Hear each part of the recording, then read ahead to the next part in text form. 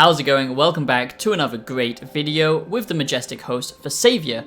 Now, I'm going to make this a quick one because I don't usually cover VR games on my channel, but finally we are getting Blade and Sorcery 1.0, the full release of Blade and Sorcery.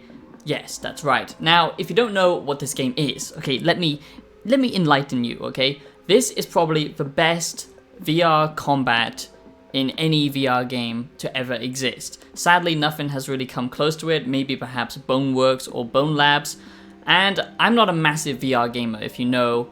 I don't usually cover many VR games, but I have played many VR games in the past, and I just feel like a lot of them are tech demos, we don't really get full experiences.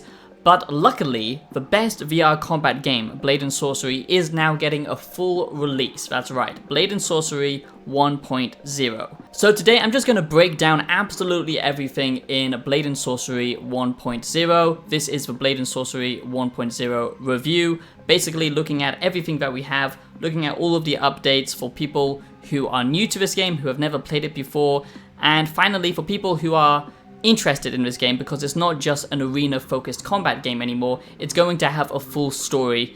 And this game was always amazing because of the modding potential. So let's take a look, and I do hope you enjoy this Blade and Sorcery full release review. Now make sure you do subscribe if you are new to the channel, which is highly likely. Become a wise one today, don't be left out, don't be like the 99% of dum-dums. Join us today. This is a fantastic community and I just love everything that we're doing here. If you like old school YouTube, not trying to analyze and focus for the algorithm like Mr. Beast, then you're in the right place. We cover gaming, content, yearly reviews, and philosophical videos and blend them together to make some pretty amazing content, if I do say so myself. So subscribe, join this fantastic community because I'm just so happy to have discussions with you guys in the comments. Like this video if you want me to cover more VR games, and also consider supporting as I'm trying to go full-time on YouTube, and a small donation means absolutely everything to me. And yeah, let's go.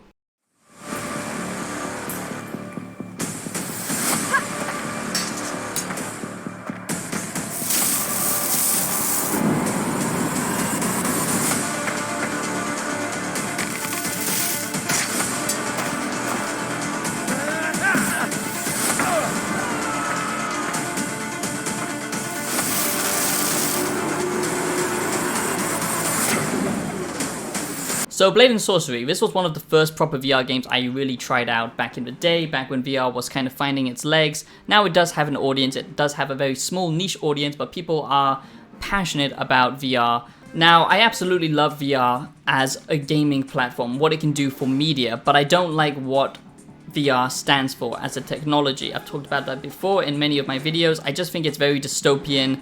And, you know, when we have mega corporations like Meta running VR, who are the monopoly basically in VR at the moment, I think it can be very dangerous, and I just don't want to end up in a Black Mirror simulation. Let's be honest, we are already way too addicted to our mobile phones, technology. The Gen Z brain rot is real, and it's a very serious scientific thing that we need to address as a community, and VR won't help if this becomes a norm to interact through VR constantly, and that's just my opinion on it, but I do think it is great for media in, you know, moderation, of course. iPad kids have got nothing on VR kids, just wait for that shit to happen. But anyway, let's talk about Blade and Sorcery 1.0 because I am very excited about this game. Of course, I can't talk about spoilers. I can only talk about what I've played and not the full release as of yet, so do bear that in mind, but I do hope you enjoy this one. So like I said, Blade and Sorcery is an amazing physics-based game, and if you know anything about me, and you've watched any of my other videos, you know I absolutely love fucking physics. I love physics. I'm a scientist. I guess I'm just like Neil deGrasse Tyson or Terrence Howard. I'm a scientist. Let me tell you about science, even though I'm just a glorified celebrity. And physics in VR just hit completely different. When you play a game when you're just floating hands compared to a game like Boneworks or Bone Labs or Blade and Sorcery, where you have a full body, everything has weight to it. When you pick up something, it actually has weight to it. You have to use two hands if it's something heavy. That makes a world of difference, and it makes you way more immersed in the game. Blade and Sorcery is known for its horrific violence, and to be honest, you can do some pretty disgusting shit in this game, which will give you some proper PTSD, no doubt about it, especially if you mod it. But it's but it's impressive. But on a technical level, it's just super impressive. But it's always just been this arena mode, okay? And over time, they did add updates, so there's dungeons now that you can go through. They added swimming mechanics, you know, new weapons, stuff like that. And it did get way more fleshed out, it got way more maps, but finally we are getting the full release, okay? So all of these interesting mechanics they added, like breakable items that you can use as weapons, slow, you know, upgrades over time, they finally made it into a full package. So that's what I'm going to talk about today in this Blade and Sorcery 1.0 review. So what do we have? Let me list them off. We have new maps, okay? Tons of new maps to explore, which is also very, very exciting. We have actual loot now, so that was really the problem with Blade and Sorcery as a game. It was fun, but you never felt like you were working towards something. It was just kind of a nice fantasy game, but without any real reason to, you know, do it. It's just fun. But now you actually have a reason to progress because you are building towards something, you are gaining loot, and your character will actually develop over time. We also get new enemies added, like the knights, which look super cool, and maybe that's going to be much more difficult to fight them. And I just love the combat in this game, you know, the realistic, slow nature of sword fighting, and all of that kind of stuff. It's just so fun. Dungeons actually are way more fleshed out now with its full release. For example, swimming actually plays a role in traversal, same with more added climbing points and stuff like that.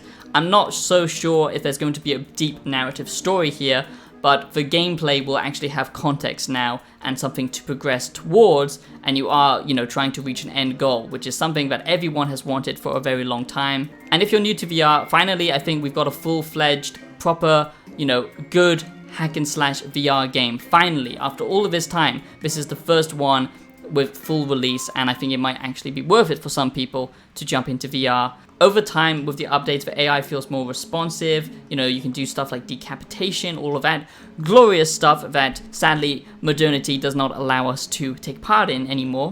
We just have to simulate it because we're real men. Real men flail their arms around in their living rooms. Yes. I'm not above it, okay? But we actually have new magic and stuff like that, which is also exciting to play around with. Now you can, you know, with the updates over time, you could actually, you know, make a weapon go on fire, for example, and add electricity to it. And now you can do the same thing with arrows and stuff like that. And of course with mods, you can do all kinds of crazy shit. And the big thing is they've actually added proper bosses to the game, and it maybe even looks like kind of Shadow of Colossus vibes, where you can actually climb the bosses and hit the weak points and stuff like that. Now, don't expect this to be a massively long campaign. This is still a VR game we're talking about, but at least it is a final full release, and that's something, you know, that we need in VR. And if more games get made like this by AA studios, and that's where innovation actually is, that's where people experiment, that's why this game is so unique, because it messes around with physics, and they've realized just how important that is in gaming, especially VR gaming. Now with a full story behind it, a full campaign behind it, this is going to, you know, really change up VR gaming, if you ask me. You know, we haven't seen anything like this since Half-Life Alyx or Bone Labs, so I'm very excited for this, and I think people need to realize, you know, the potential that VR does have if we make full-fledged games inside of VR. So those are all of the things being added to Blade and Sorcery, the full release of Blade and Sorcery, and I just thought I would cover a quick updated Blade and Sorcery review, looking at all of the updates over time, what they've added, like the swimming, like the breakable objects, the better AI, and all of the dungeon maps and all that kind of stuff that you can have now. And the release is just around the corner, so this is going to be a big surprise for everyone. But finally, there's a purpose to play this game, and that's what we need in life. Am I right? Is a purpose. So thank you so much for watching, and I'll see you in the next video. Have a great day. Peace out.